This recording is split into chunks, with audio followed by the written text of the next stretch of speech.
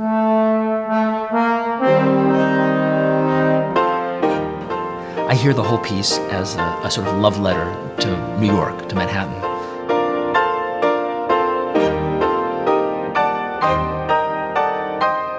When I first looked at the music to the concerto, what really stood out to me was this absolutely gargantuan cadenza to the first movement.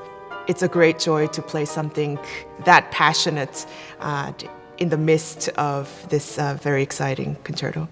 The first movement, which is called the George Washington Bridge, is maybe the most grand and solid of the three.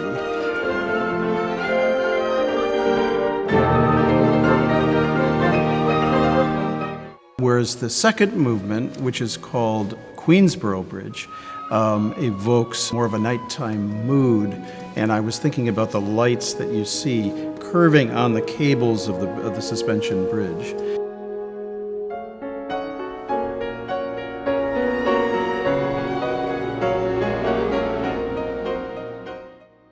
And the third bridge, the Brooklyn Bridge, has more of a kind of a jazz inflection, and the broad second theme, I think, has a feeling of familiarity for New York.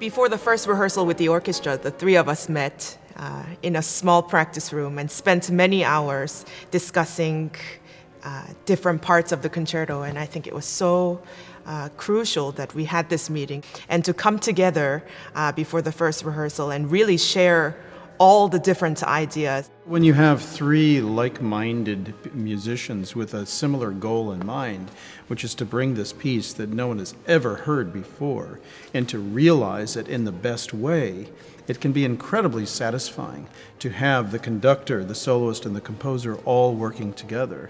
And we have differing ideas, but when you put all of that together, it blooms.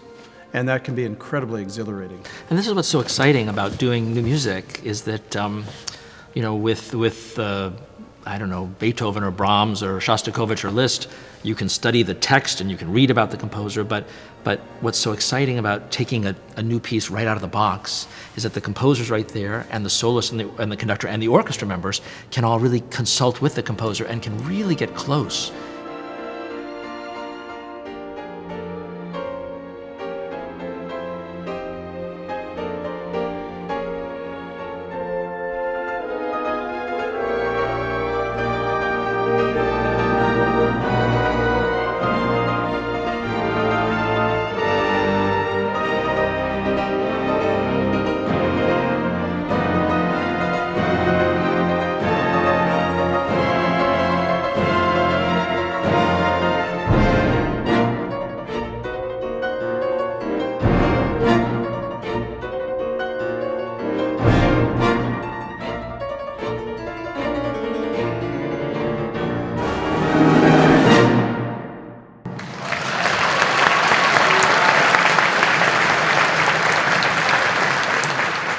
If you're a New Yorker or you've ever been in New York, this concerto is a must.